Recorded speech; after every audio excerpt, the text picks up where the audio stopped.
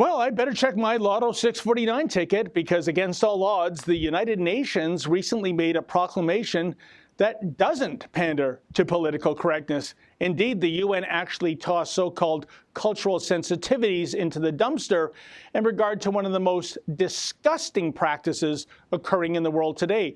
That would be female circumcision, aka female genital mutilation, or FGM for short.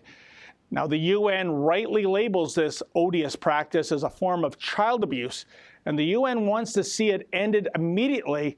Alas, the ending immediately part is easier said than done, given that more than 200 million women and girls around the world, 200 million, have undergone this procedure in which parts of their genitalia were surgically removed. While FGM is primarily confined to about 30 countries in Africa, the Middle East, and Asia, don't think this brand of barbarism isn't happening right here in our own backyard. That's because girls in Western nations are indeed having this cruel procedure carried out, often against their will. Now, while the UN has taken the only logical, moral, and ethical position regarding FGM, the sad reality is this form of cruel misogyny will likely never be wiped out in the countries where it's practiced. Worse, there are warning signs that certain progressives here in the West have actually become apologists for this abhorrent surgery because, you know, we wouldn't want to be offensive to those who still embrace barbarism.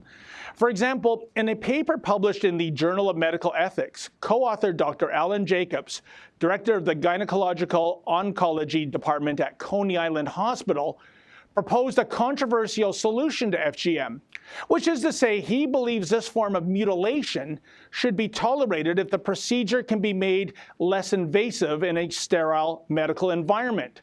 As well, Dr. Jacobs even suggests that banning FGM is a form of, quote, cultural prejudice.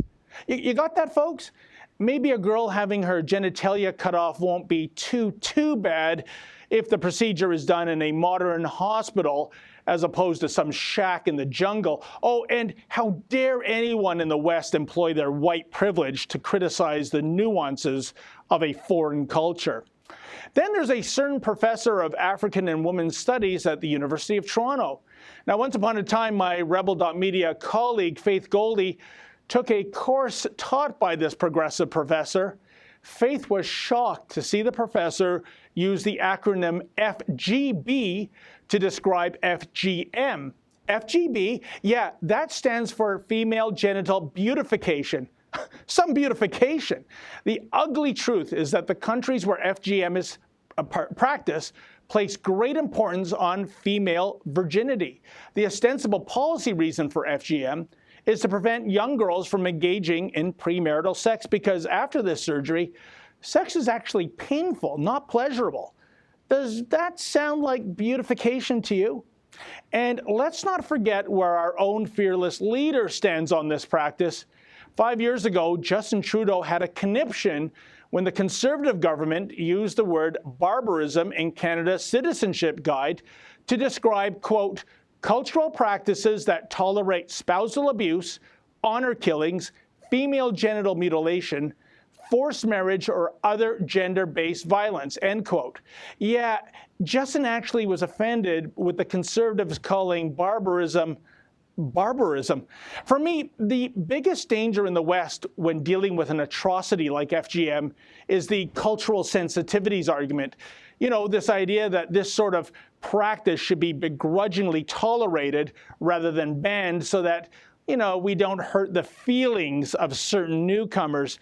As it stands now, FGM is thankfully illegal in Canada, but give the likes of Dr. Jacobs and certain academics and even Prime Minister Trudeau some time, because I have this gut feeling that if they had their way, FGM wouldn't be condemned as barbarism, but rather redefined as a culturally sensitive medical procedure and one that should be funded under the Canada Health Act.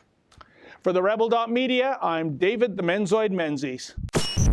Thanks for watching. Click here to never miss a Rebel update. Want even more of the Rebel? Well, click here to become a premium member.